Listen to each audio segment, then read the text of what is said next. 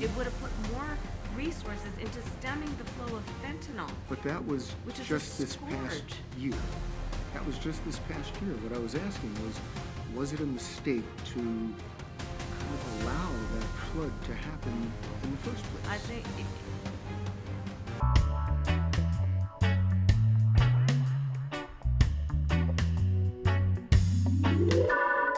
What's going on YouTube? It's your host, Bruce GNT, back with another video. So I said earlier, I'm not too sure when I'm going to upload this, but I do remember saying earlier that I was going to basically explain why is it that I didn't want to vote for Kamala Harris, and I felt that she was just wholly incompetent and almost like divine intervention. Like someone heard me. They dropped the unedited 60 minutes interview on the FCC. So if you want to check it out, you should go to the Federal Communications Commission channel on YouTube. They had the whole 60 minutes or 54 minutes because we all know that she can't do a full interview.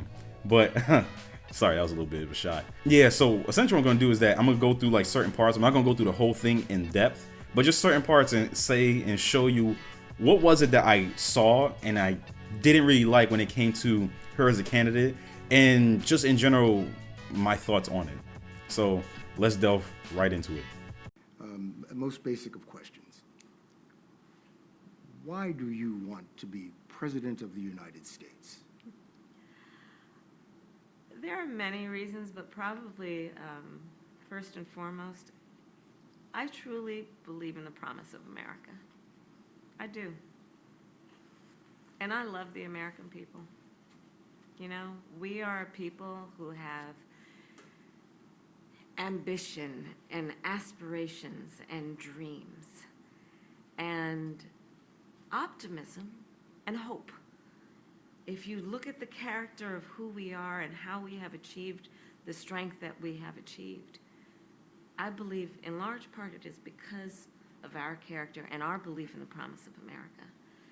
And I'm running for president because I want to do everything that is possible to create an opportunity for people to achieve those goals, those ambitions, and those dreams. And that is why you will hear me talk about my plan for an opportunity economy, to invest in what we can do, not only to bring the cost of living and prices down for folks, because even though we've achieved a lot of success, prices are still too high. You know it, I know it. But what we can do to invest in the innovation that is happening in startups and our small businesses, what we can do to invest in the industries of the future, what we can do to maintain America's strength in the global context. But that's why you want to run. That's why you want to be president. That's why I'm running. And some other reasons. But you're asking the American people to make you the most powerful person on the planet. Mm-hmm. Why do you deserve the American people's votes? Well, first of all, I have a career and a history of being very clear that I think of my role of leadership, and in particular now for the last 4 years as vice president and moving forward as president, if the voters will have me, as being a leader on behalf of all Americans. As you know, I spent the majority of my career as a prosecutor. And I'm going to tell you, I never asked a victim of crime, a witness, whether they were a Democrat, are you Republican, are you an independent? The only thing I ever asked folks is, are you okay?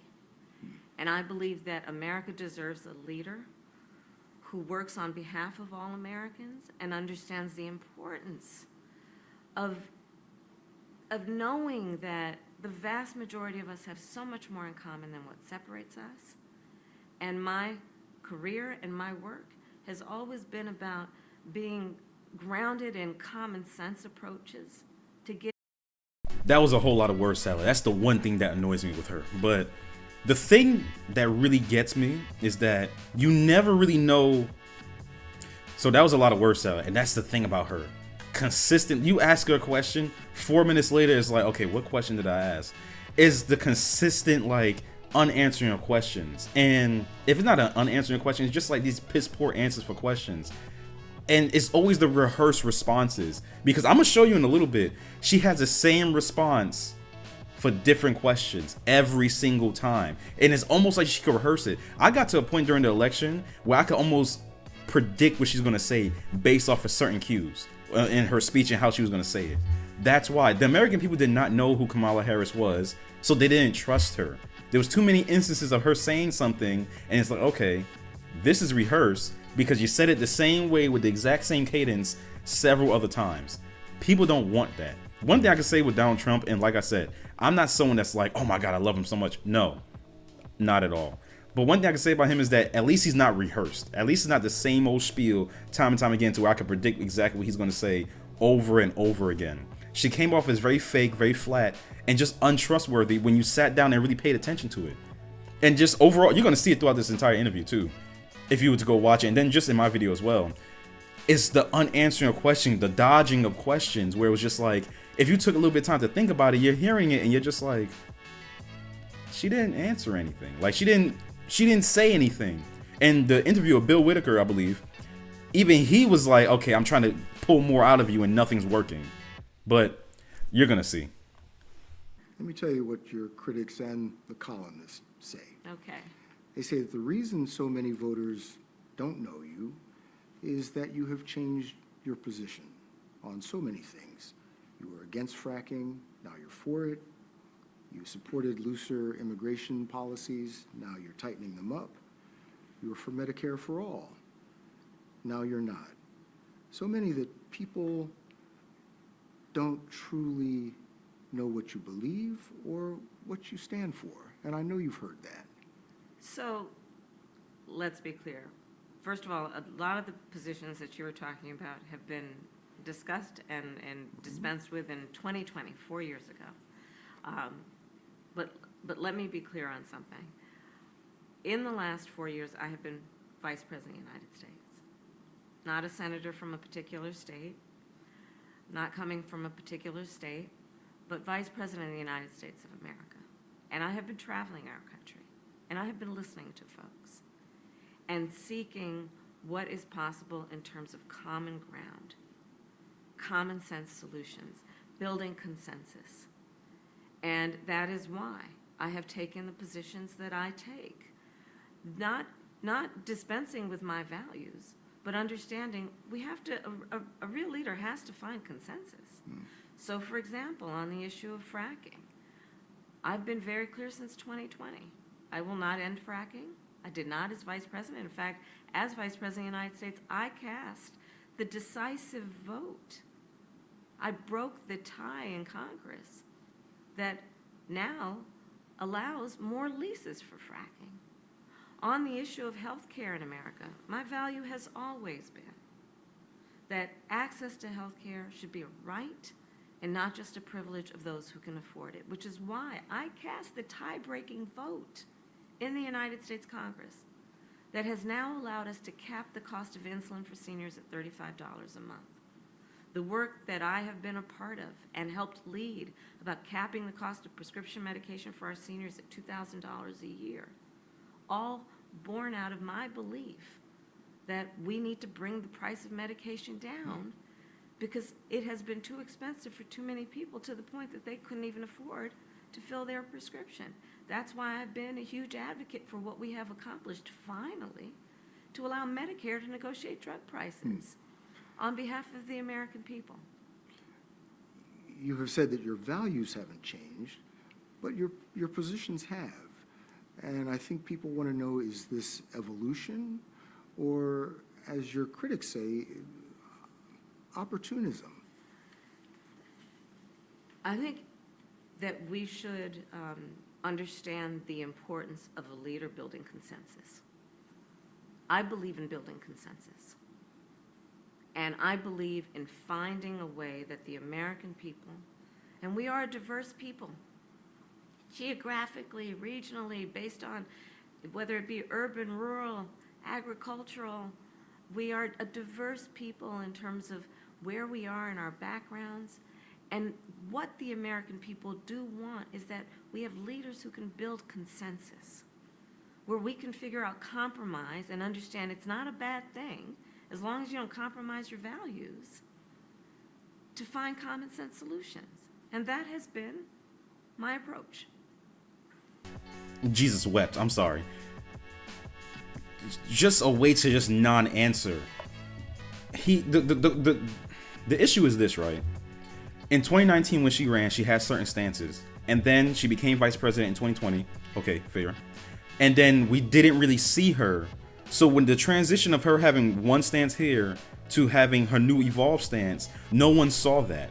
So the question was, okay, what inspired you to have these changes in ideas? And she just totally avoided that. That's the issue. People don't know who you are, and they feel like you're flip-flopping. You had a stance in 2019 when you were running, and you failed. And then in 2020, you're vice president. And yes, okay, sure, you changed your stance, but no one saw that. No one knew that. So now you're running in 2024, and people are just like, okay, since when did you have this stance? And then what she does is such like a, not gaslighting type thing, but she does this thing where she's just like, I've been the same since 2020. It's like, yeah, but in 2019, you said this. Yeah, but 2020, I've been the same. It's like, but what was the change? And you're not answering that. And that's what's making people upset. They're like, okay, can you tell us what inspired this change? And she just throws like word salad. You know, like he asked her the question again, pretty much, and she was just said the exact same thing she said the first time. So people are just kind of confused as to where she's going with this and what she's talking about. But let's move on. So let's move on to immigration. You recently visited the southern border and embraced President Biden's recent crackdown on asylum seekers. And that crackdown produced an almost immediate and dramatic decrease in the number of border crossings. And you said you would take it even further. If that's the right answer now, why didn't your administration take those steps in 2021? So we came into office, and almost hours, Bill, after our inauguration, the first bill we proposed to Congress was to fix our broken immigration system, knowing that if you want to actually fix it, we need Congress to act. It was not taken up. Fast forward to a moment when a bipartisan group of members of the United States Senate, including one of the most conservative members of the United States Senate, got together, came up with a border security bill, which I support. Well, guess what happened? Donald Trump got word that this bill was afoot and could be passed, knowing that it could fix part of the problem, and he wants to run on a problem instead of fixing a problem, so he told his buddies in Congress, kill the bill, don't let it move forward. But Madam Vice President, I've been covering the border for years. And so I know this is not a problem that started with your administration. Correct. But there was an historic flood of undocumented immigrants coming across the border the first 3 years of your administration. As a matter of fact, arrivals quadrupled from the last year of President Trump. Was it a mistake to loosen the immigration policies as much as you did in 2021? So regionally, and actually globally, we have seen this as an issue. And America's obviously not immune from this issue. But the focus has to be, to your point, you've been covering it for years, it's a long-standing problem. And solutions are at hand. And from day one, literally, we have been offering solutions, which have not been picked up. And then when there was a border security bill, my opponent decided to run on the problem instead of fixing the problem. And understand what that bill would have done. That border security bill would have put 1,500 more agents at the border, which is why the Border Patrol Union supported it. It would have put more resources into stemming the flow of fentanyl. But that was which is just a this past scourge. year. That was just this past year. What I was asking was it a mistake to kind of allow that flood to happen in the first place? I think the policies that we have been proposing are about fixing a problem, not promoting a problem. Okay? But the numbers did quadruple And the under numbers your today, watch. because of what we have done, we have cut the flow of illegal immigration by half. But should you We have done cut that? the Should you flow have of done that? fentanyl by half, but we need Congress to be able to act, to actually fix the problem. I was just at the border. I'm talking with these incredible men and women who are working around the clock, because again, they don't have the resources they need. We need an act of Congress who carries the purse to do it. Donald Trump told them don't act. I talked with the Border Patrol agents, some of the leaders. Part of the issue that they identified is we need more asylum judges. We need more processing of people who are coming to our border, and the resources aren't there. You know how those resources commensurate with the need get dedicated? Congress has to act. But I guess my question is, it's a pretty simple one. If this is the right answer now, what you tried to do with the bipartisan bill. And what we tried this to do spring. on day one, Bill, and what we tried to do on day one, when we came in, first order of business before we did the Inflation Reduction Act, before we did, successfully, by the way, without one Republican vote, before we did the bipartisan infrastructure bill, before we passed the first meaningful piece of legislation to deal with gun violence in America in 30 years, the first thing we did was to offer a comprehensive solution to create a pathway for citizenship and for people to earn it, and to deal with what we need to do to put more resources to ensure that we are able to heighten our level of security at the border. So we do need to move on because our time is short, but I'm trying to understand how it is that with this emphasis on the border, the numbers of crossings quadrupled under the first 3 years of the Biden-Harris administration. How did that happen? There are a variety of factors that relate to what we have seen globally and what we are not immune from at our own border in terms of what we have seen in terms of surge of immigration and irregular migration.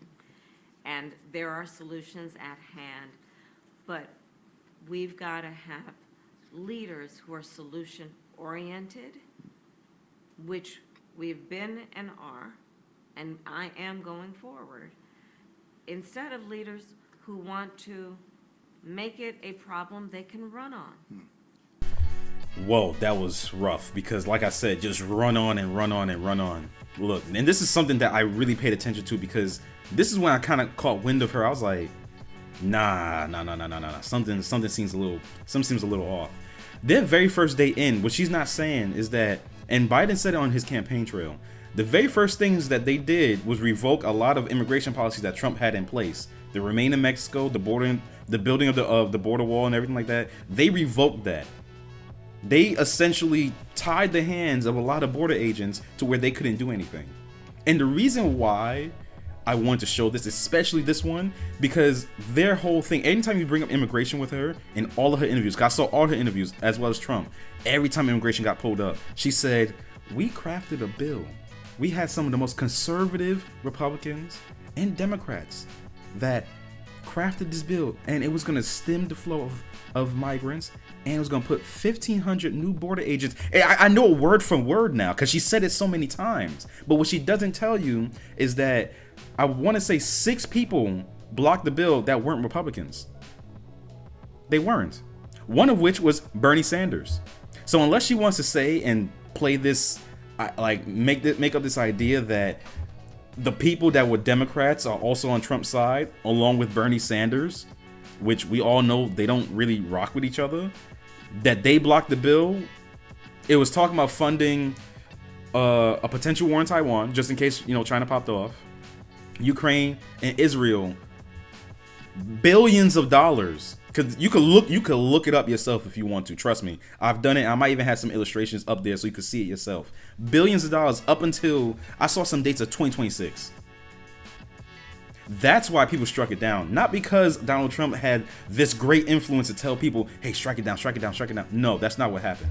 What I don't get is that no one's talking about the elephant in the room saying, hey, look, this had a whole bunch of other stuff inside this border security bill that no one agreed to, no one wanted. No one said anything about funding proxy wars. No one. No one said anything about them revoking policies, immigration policies that were seemingly working because it quadrupled in the time from when they pulled it to now. No one's talking about that. But I've had an idea, and when I started paying attention to certain things, I was like, you know what? I think I know what it was. They thought that they were going to come in, right? Pull his immigration policies, invoke their own immigration policies, and then be the heroes and say, hey, look, we fixed it. We reached across the aisle. We did what we had to do. Good. I think that's exactly what the play was. Sorry to say, only God can tell me I'm wrong. I feel that's exactly what their play was. That's exactly what they were going to do. You're saying it's a border security bill, but yet all this other stuff and dedicating money to other places that's not America and the Homeland Security bill was put in there. Make that make sense to me. And then she says how, you know, the Border Patrol Union, they, you know, supported the bill, but yet when it came to, you know, the election, they supported Donald Trump. They didn't support her. Why is that? No one's looking at that kind of going, things aren't really adding up. And then now that hindsight is 2020 and we're in the future now, we see that they didn't need an act from Congress. They just needed some executive orders and for someone to say, you know what, screw that. I'm gonna swing the big hammer around to let people know what we got to do, you know? And like I've said before, I'm no great fan of Trump, but you can't sit here and tell me that it went from we need a border security bill, bipartisan deal, Congress to move, to him laying down some executive orders, threatening people with tariffs, and all of a sudden now Mexico has 10,000 troops that they're going to set to the border because they were threatened with tariffs of pretty high amount, 25%, and now the tariffs are paused for a month. Which I think what they're going to do is going to be based off a month by month basis. In other words, if Mexico kind of falters when it comes to their security and border and making sure that there's not as much border crossings along with our own border agents, he's going to enact tariffs. It's either three things, right? It's either you're lying and it didn't need a Congress or any type of bipartisan bill. You're incompetent because how is it the first day, it's 2 weeks in and all of a sudden migrant crossings has been dramatically dropped and then there's deportations. So it's either you're stupid, you're incompetent, or he's just that much better than you guys. And I don't like saying that because I feel like I'm jacking him off, but it's like, for real, like what are we sitting here debating now? Now that we see this is the case and that was a whole crock of crap, that it wasn't that you need to get through all this, that it could have been taken care of with the executive order. And just like what Bill Whitaker said, you're doing it now, so why was this not the answer? And you see how she just avoids it, just doesn't answer the question. I've seen a lot of her interviews, and that's why I was just like, I can't vote for this woman. It doesn't make any sense. Because you're lying to me. You're lying to me. And you're trying to tell the people, hey, look, this is what's really going on. But then it's not. And like I said before, I think that they did all that so they could come and be the heroes and say, hey, look, we stemmed the flow of migrants after decades of it being an issue. That's what I think. But this is one of the biggest things that I always looked at and was like, besides the fact that she throws out word salad, besides the fact that she's just rehearsed and I don't think that she's trustworthy, that was one of the bigger issues because it was like, what are you talking about? And now that we can see, even though people are mad about it because they're stupid, now that we see that, one, you can deport them with an executive order and you can stem the flow of migrant crossings, so you just lied. We supply Israel with billions of dollars in military aid. And yet, Prime Minister Netanyahu seems to be charting his own course. The Biden administration, the Biden-Harris administration, has pressed him to agree to a ceasefire. He's resisted. You urged him not to go into Lebanon. He went in anyway. He has promised to make Iran pay for the missile attack, and that has the potential of expanding the war. Does the U.S. have no sway over Prime Minister Netanyahu? Well, let's start with this. On this subject, the aid that we have given Israel allowed Israel to defend itself against 200 ballistic missiles that were just meant to attack the Israelis and the people of Israel. And I think that is the most recent example of why what we do to assist in their defense around military aid is important. And when we think about the threat that Hamas, Hezbollah presents, Iran, I think that it is, without any question, our imperative to do what we can to allow Israel to defend itself against those kinds of attacks. Now, the work that we do diplomatically with the leadership of Israel is an ongoing pursuit around making clear our principles, which include the need for humanitarian aid, the need for this war to end, the need for a deal to be done which would release the hostages and create a ceasefire. And we're not going to stop in terms of putting that pressure on Israel and in the region, including with other leaders in the region, including Arab leaders. But it seems that Prime Minister Netanyahu is not listening. The Wall Street Journal said that that your administration has repeatedly been blindsided by Netanyahu. And in fact, he has rebuffed just about all of your administration's entreaties. Well, Bill, the work that we have done has resulted in a number of movements in that region by Israel that were very much prompted by or a result of many things, including our advocacy for what needs to happen in the region. And we're not going to stop doing that.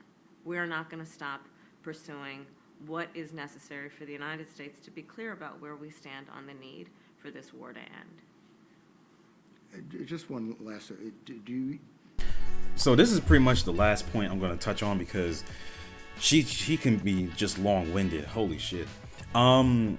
This kind of goes back to one of the last videos I uploaded talking about, you know, the whole fascination and obsession with Israel that a lot of politicians on both sides, Republican and Democrat, have.